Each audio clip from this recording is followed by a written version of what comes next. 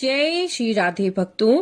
आज हम आपके लिए यहाँ पर भगवान श्री हनुमान जी की एक बहुत ही रोचक सी कथा लेकर आए हैं, जिसका वर्णन आनंद रामायण में किया गया है। तो चलिए शुरू करते हैं। बोलिए सियावल रामचंद्र की जय, पवन सुत हनुमान की जय। एक बार अर्जुन घूमते घूमते एक सरोवर के निकट पहुँचे, जहाँ उन्हें एक वानर दिखाई दिया। उस वानर का अप्रतिम तेज देख करके अर्जुन उनके पास पहुंचे और उन्हें प्रणाम करते हुए कहा, हे वानर, मैं पांडुपुत्र अर्जुन हूँ और गुरुओं में श्रेष्ठ द्रोण का शिष्य हूँ। आप जैसा तेज मैंने आज तक कहीं नहीं देखा। मुझे लगता है आप कोई साधारण वानर नहीं है। मैंने महाबली हनुमान जी को तो आज तक नहीं देखा, किंतु आप देखने से उनके समान ही बलशाली प्रतीत होते हैं। कृपया अपना परिचय दीजिए। अर्जुन की नम्रता से प्रसन्न होकर उन्होंने कहा, हे अर्जुन, मैं ही हनुमान हूँ। आपके भ्राता भीम से मैंने आपके शौर्य के बारे में सुना था। अपने सम्मुख देख करके मुझे अत्यंत प्रसन्नता हो रही है। तुम भी भीम के समान ही मेरे छोटे भाई हो। अपने सामने महाबली हनुमान को पाकर अर्जुन ने उन्हें दंडवत प्रणाम किया और कहा, हे महाबली, ये तो मेरा सौभाग्य है कि मुझे आपसे मिलने का अवसर प्राप्त हुआ। हम एक महायुद्ध की तैयारी कर रहे हैं और मैंने देवराज इंद्र से सभी दिव्यास्त्र और आपके पिता महादेव से पाशुपतास्त्र भी प्राप्त कर लिया है। इसी कारण मुझे विश्वास है कि ये युद्ध तो हम सहज ही जीत जाएंगे। आज आपके दर्शन के बाद मेरा विश्वास और भी दृढ़ हो गया है, किंतु मैं आपसे एक प्रश्न पूछना चाहता हूँ। अर्जुन की बात सुनकर हनुमान जी समझ गए कि इस समय अर्जुन गर्व के वेग में हैं, किंतु उन्होंने कुछ नहीं कहा।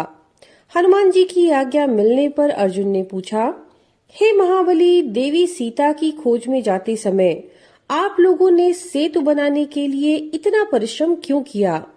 आपके नायक तो धनुर्धरों में श्रेष्ठ स्वयं श्री राम थे। वे अपनी धनुर्विद्या से सागर पर बाणों का सेतु बना सकते थे।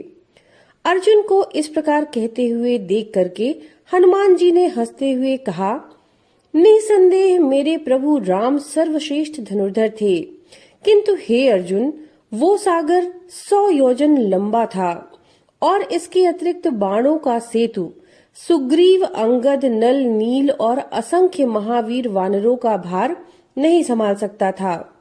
इस पर अर्जुन ने कहा कि अवश्य संभाल लेता। आप कदाचित धनुर्विद्या के विषय में उतना नहीं जानते हैं जितना कि मैं। बाणों का सेतु आप सबका भार संभाल लेता।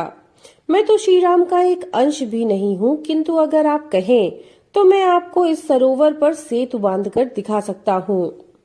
अर्जुन को इस प्रकार से बोलते हुए देखकर हनुमान जी ने कहा, ठीक है, तुम सेतु बांधो, पर क्या तुम्हें लगता है कि वो मेरा भार संभाल सकेगा?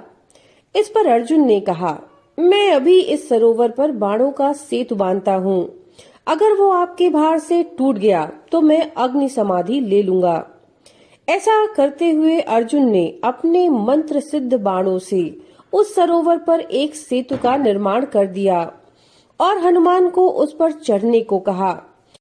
हनुमान जी ने अर्जुन की इस अज्ञानता पर हंसते हुए अपने सामान्य रूप में ही उस सेतु पर अपना पग धरा।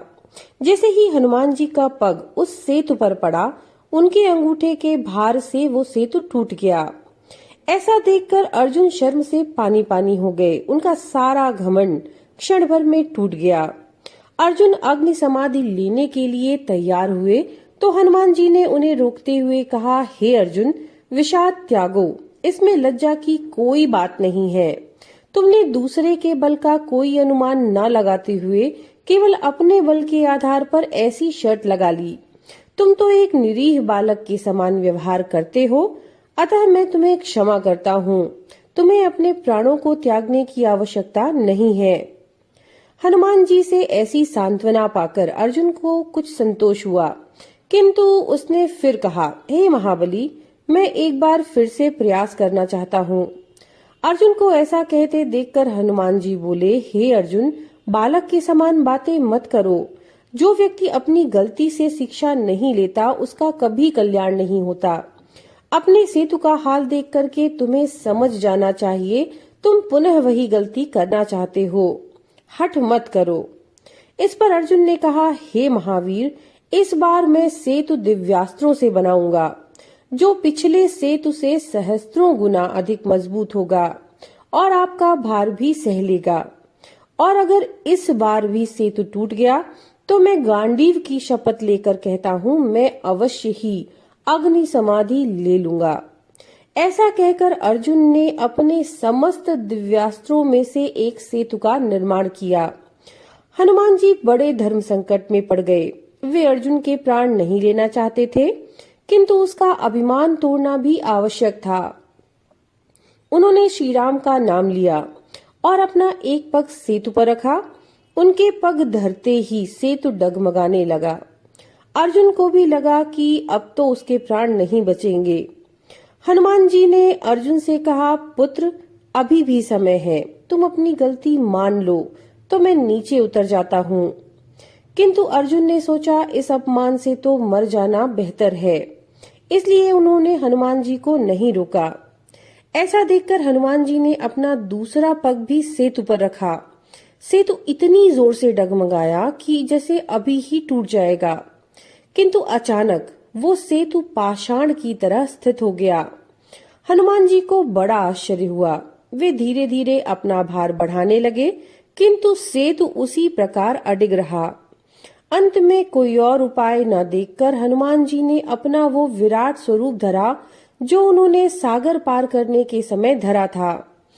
वो रूप इतना विशाल था कि अर्जुन को उसका दूसरा छोर दिख ही नहीं रहा था।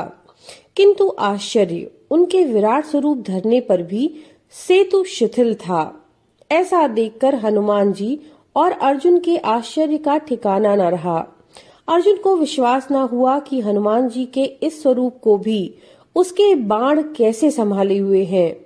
उधर हनुमान जी क्रोध में आ गए और सेतु पर अपने सर्वाधिक विशाल स्वरूप में पूरे बल के साथ कूदने लगे। पहली बार कूदने पर सेतु में थोड़ा स्पंदन हुआ। दूसरी बार कूदने पर सेतु डगमगाने लगा, किंतु टूटा नहीं।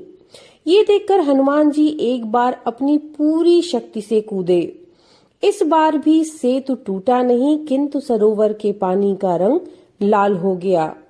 हनुमान जी अब समझ गए कि जरूर ही कोई दैवीय शक्ति है जो सेतु को टूटने नहीं दे रही।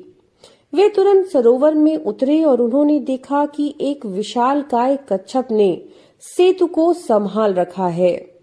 वे कुछ समझ पाते उससे पहले उन्हें वहां श्री राम जी के दर्शन हुए।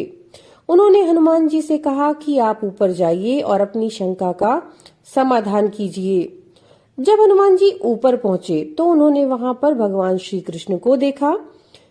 श्री कृष्ण ने अर्जुन से कहा, हे पार्थ, मेरी ही प्रेरणा से हनुमान तुम्हारा गर्व चूर करने आए थे। किसी भी दिव्यास्त्र का सेतु महाबली हनुमान के विराट स्वरूप का भार नहीं संभाल सकता, किंतु अगर सेतु टूट जाता तो तुम्हें अपने प्राण त्यागने पड़ते। इसी कारण स्वयं नारायण ने कच्छप अवतार लेकर इस सेतु को संभाला हुआ था। यदि ऐसा ना होता तो तुम्हारे प्राण बचना असंभव था। ऐसा सुनकर हनुमान जी बड़े व्यथित हो गए। उन्होंने करुणा स्वर में कहा, इस संसार में मुझ जैसा पापी कौन होगा जिसके कारण उसके स्वामी का रक्त निकला। अगर मुझे पता होता कि मेरे कारण नारायण को इतना कष्ट झेलना होगा तो मैं स्वयं अपने प्राण त्याग देता। इस पर श्री कृष्ण जी ने हनुमान जी को गले से लगाया और कहा, हे महाबली, इस संसार में आपसे शक्तिशाली और कौन है। आपके बल के कारण ही तो श्री राम ने रावण सहित समस्त राक्षसों का संहार किया। आज ये सिद्ध हो गया कि आप वास्तव में रुद्र के अंश हैं, अन्यथा किसमें इतना बल है कि स्वयं भगवान विष्णु के अंश का रक्त निकाल सके। भगवान विष्णु के जिस कच्छप रूप ने समुद्र मंथन के समय बिना किसी श्रम के बात ही बात में मेरु पर्वत का भार संभाल लिया था, उससे अधिक श्रम उन्हें आज आपके विराट स्वरूप को संभालने में करना पड़ा।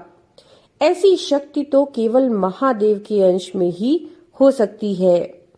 ऐसा कहकर उन्होंने अर्जुन से कहा कि वे हनुमान जी से महाभारत युद्ध के लिए सहायता मांगे। इस पर हनुमान जी ने कहा, हे वासुदेव, युद्ध तो मैंने त्रेता युग में ही त्याग दिए थे, किंतु आपकी इच्छा है, इसी कारण मैं युद्ध में भाग तो नहीं लूंगा, किंतु अर्जुन के रथ की ध्वजा में उपस्थित रहूंगा। ऐसा कहकर हनुमान जी ने वहां से विदा ली। अपने वचन के अनुसार महाभारत के युद्ध में महाबली हनुमान अर्जुन के रथ की ध्वजा पर विराजमान रहे और अर्जुन की रक्षा में श्री कृष्ण के साथ बड़ी भूमिका निभाई। तो भक्तों, ये थी वो कथा। नमो नारायण।